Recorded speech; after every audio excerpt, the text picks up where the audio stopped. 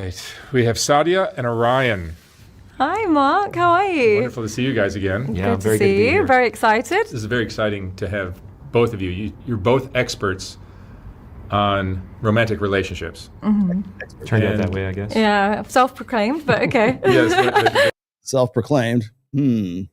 Okay. I just find your insights to be so helpful and so needed in this world where we're all struggling to connect. And let's just get into it. Sadia, this is probably a question that you could start with. Tell me about hypergamy. Does hypergamy exist?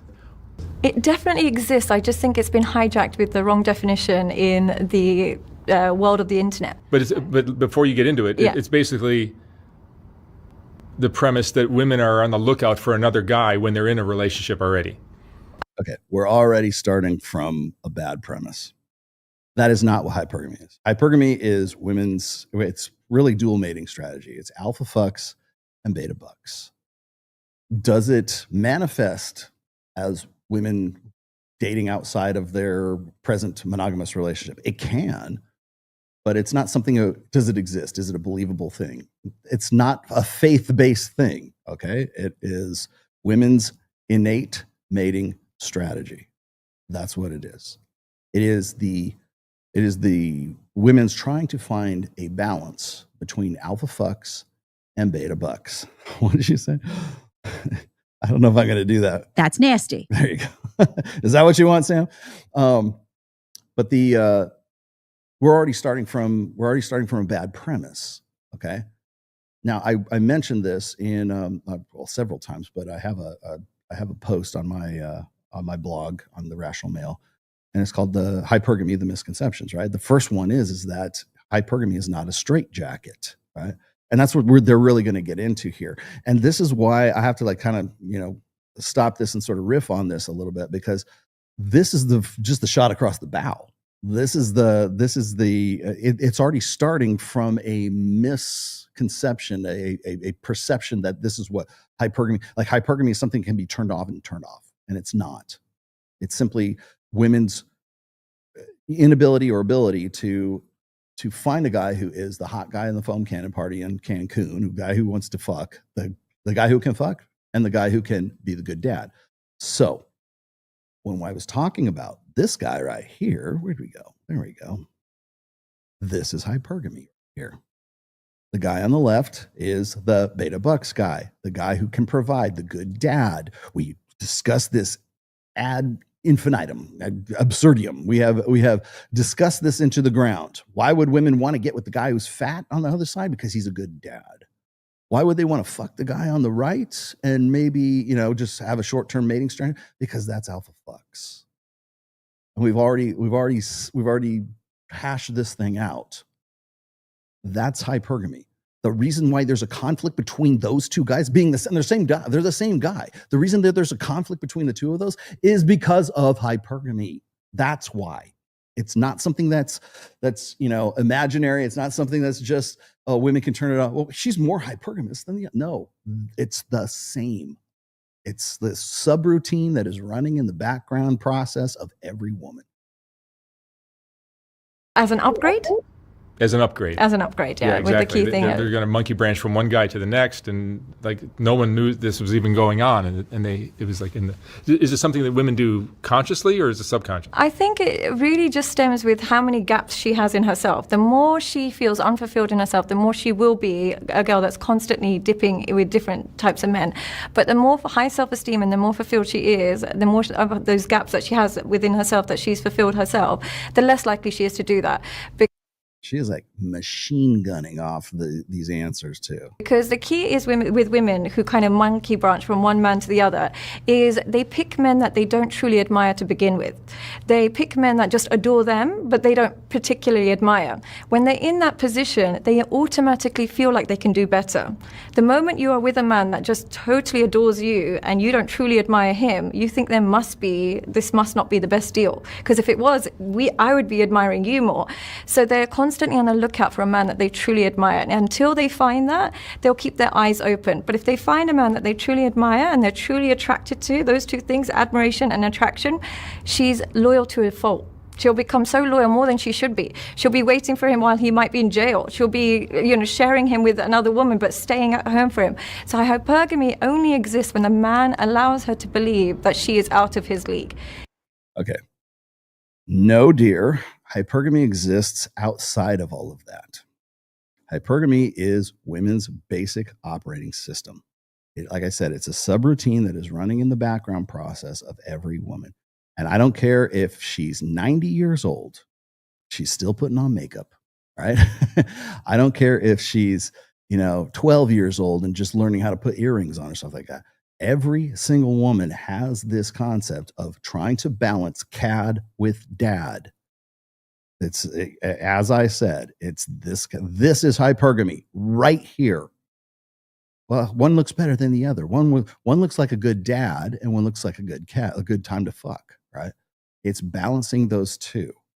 Now they're going to talk about this in just a minute. Ryan actually has something good to say, but for every 100 words that come out of her mouth, like Ryan gets like 10 out.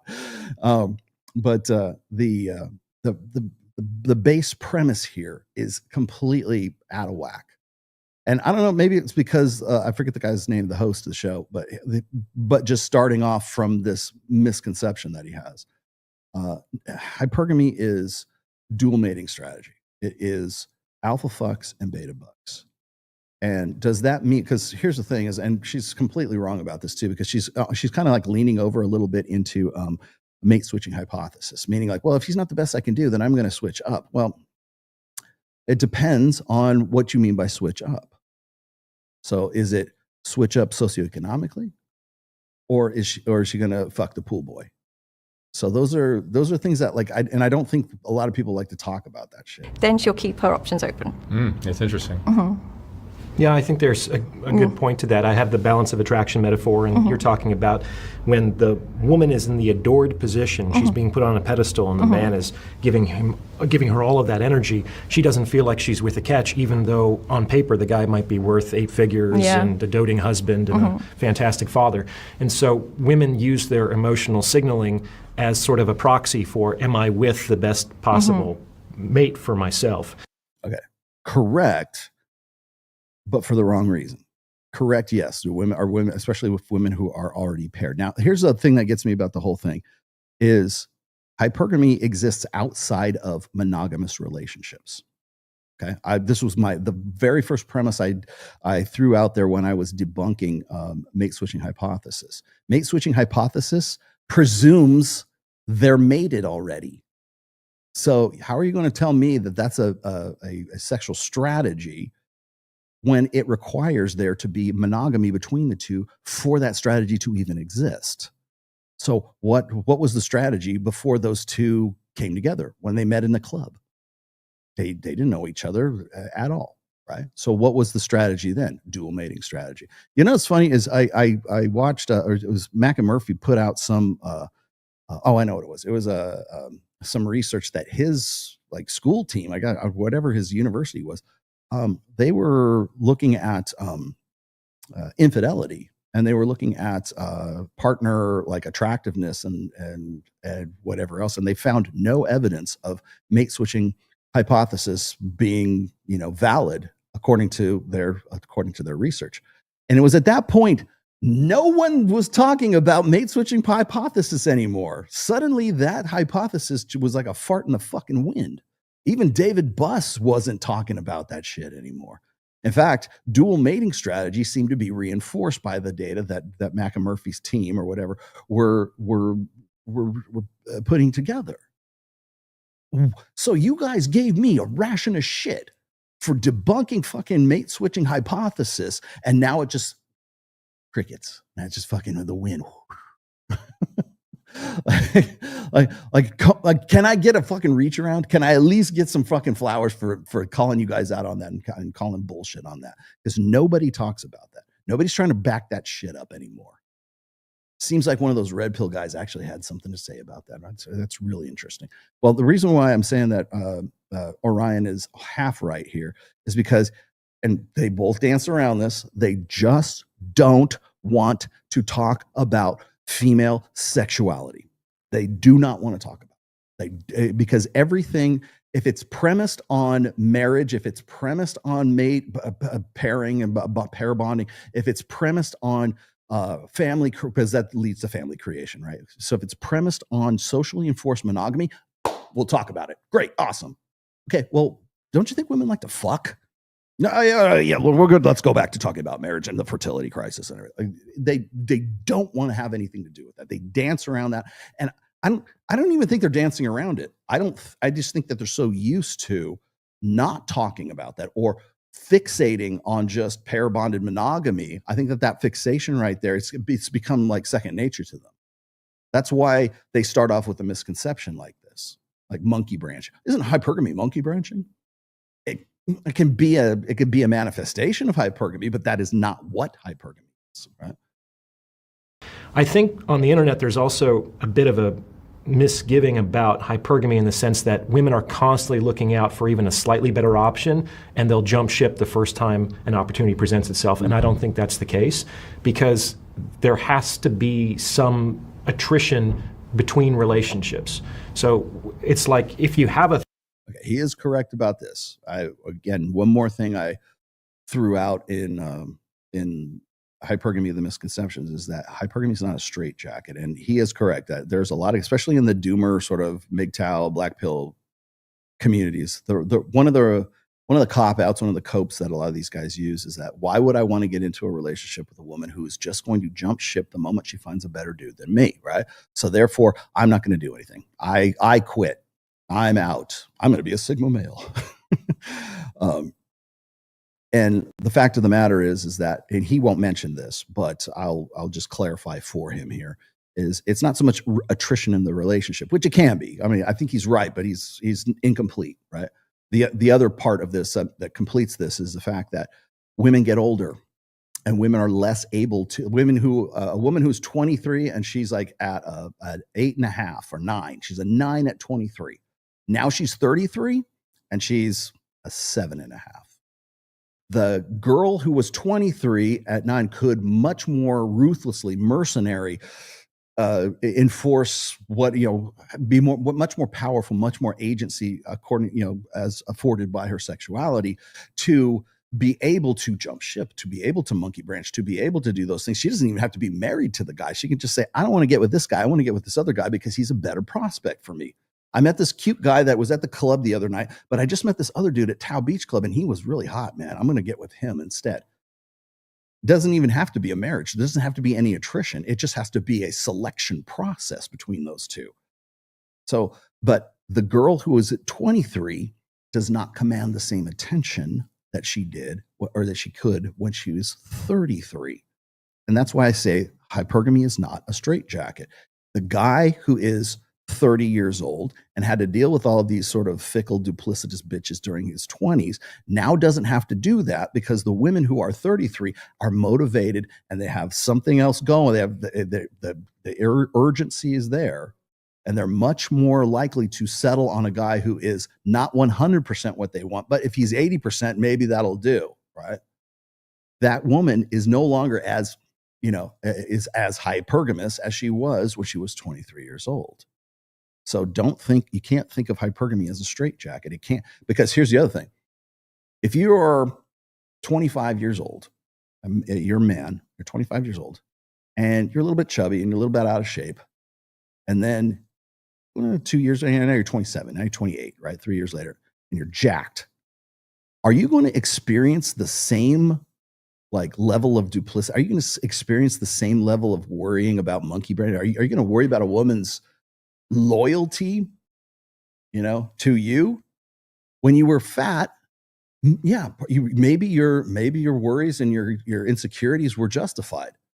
But when you're 28 and you have multiple, and you've gone from this condition of sexual scarcity to sexual abundance and sexual selectivity because you've improved yourself, you're not going to be as worried, or you're not going to be as concerned with a woman jumping ship or attrition or monkey branching as you were when you didn't have those same opportunities. Because a guy who is starving, a guy who is not used to a lot of sexual opportunities, is going to be more it's going to be more insecure. Well, they're all going to leave me. I can't believe. Well, they're going to leave you because you're not as good looking as, or not as hot, or not as successful, not as jacked, or not as, +1 as you are now at 28 or maybe you're 30. That's why I keep telling guys, one of the reasons why I have said from the get-go, don't even think about monogamy until you're 30 years old. That's why. Because it takes longer for a man to mature into his peak potential. When that guy gets to be, for the sake of argument, let's say that guy gets to be 35, 36, he's a partner in a law firm, he's jacked, he knows how to take care of himself, he's maximized his potential. That guy is going to be far less worried about hypergamy or the effects of hypergamy than the guy who didn't have all of that and he only had one opportunity. He had zero sexual selectivity. Now he's 36. And the girls are all just falling into his DMs now. That guy's not going to be worried. That's another aspect of that they're never going to talk about. But when it comes to that kind of stuff, it's like don't be worried about what hypergamy is, because times change, people change, conditions change, environments change. And the girl who you thought was going to just jump ship at a moment's notice, now suddenly she wants to stick around because she might have fattened up. Right? She might have a kid in tow. That's going to definitely affect all of that monkey branching and that other bullshit. She might want to fuck the pool boy, but she's got a kid in tow, and you're now the stepdad of that kid, and she doesn't want to fuck around on you because she doesn't want to ruin the perfect thing for her and for her kid. So maybe there's going to be a buffer in there. You don't know. That's why hypergamy is not a straitjacket. Got it? Good. 30-year relationship, it's going to be very difficult to start over from scratch. Hey, I was born in Las Vegas, I got a sister, I'm into psychology. To start from zero, it takes a lot of work.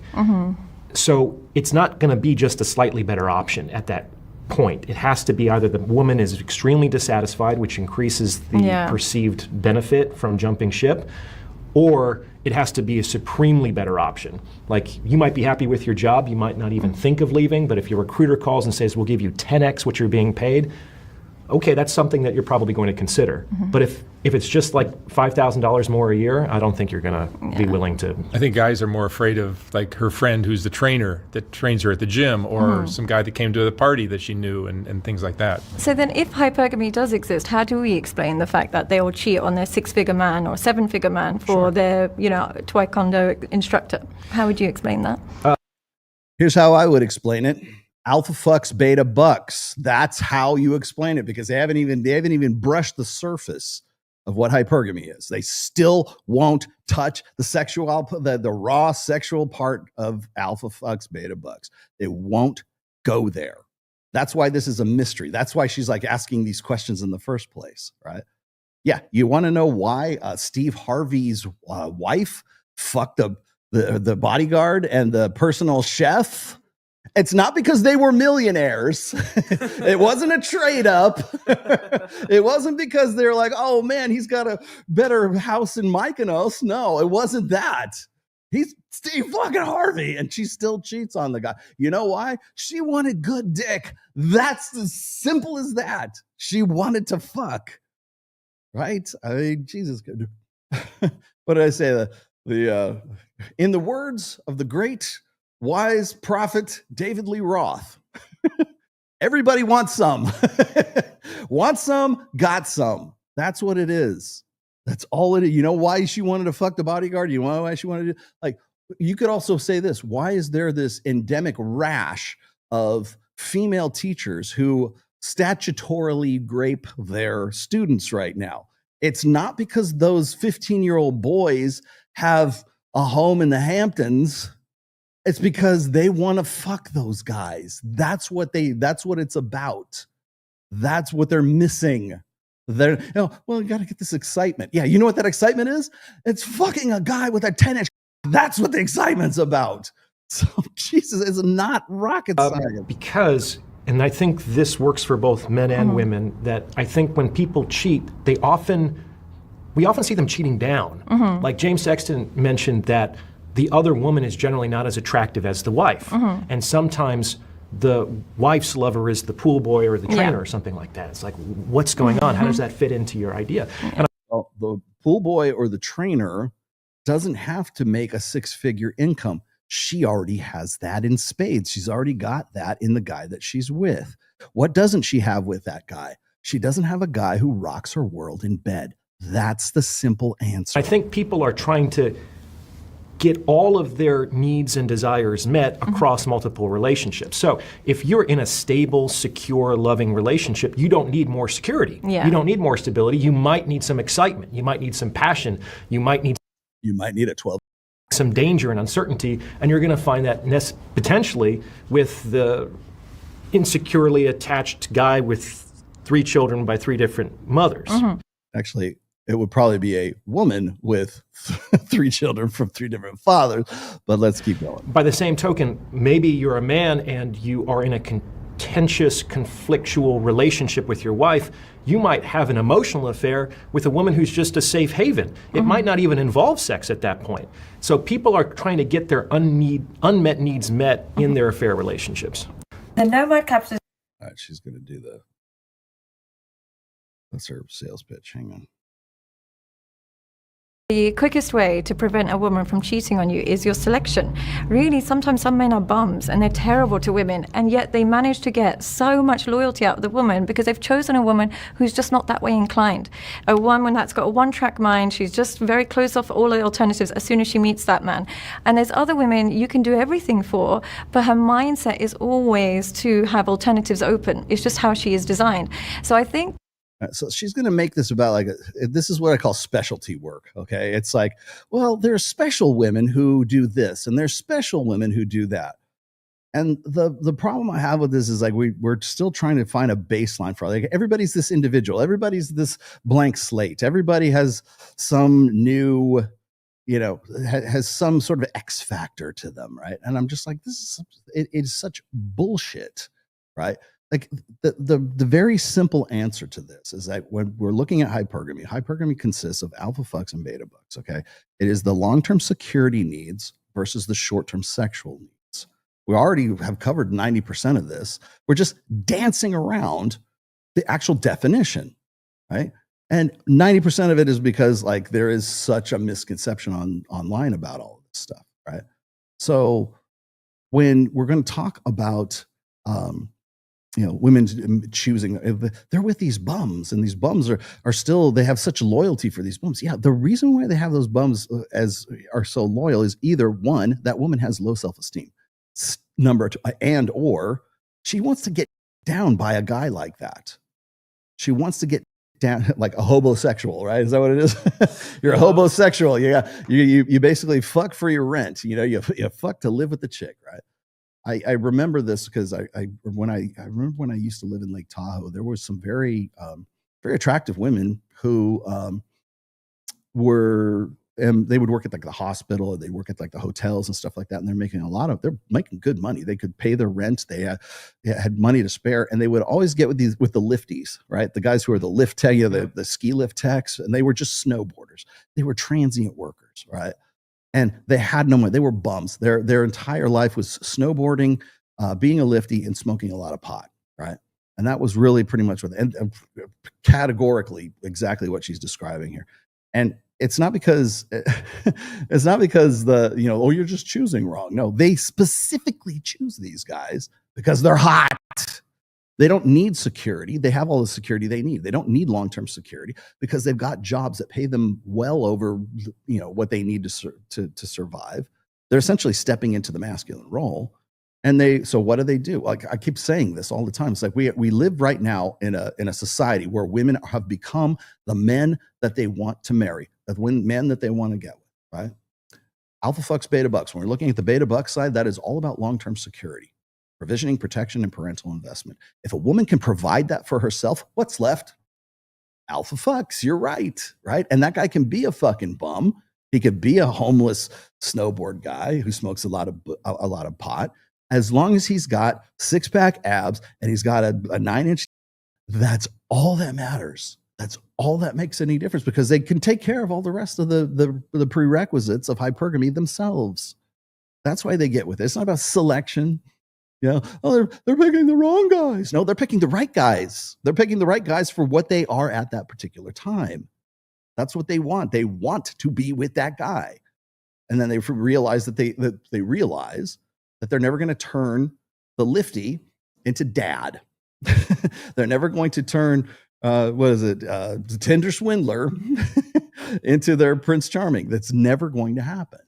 And so then they regret that, and it falls apart and everything else. But it still comes back to one simple equation: alpha fucks and beta bucks.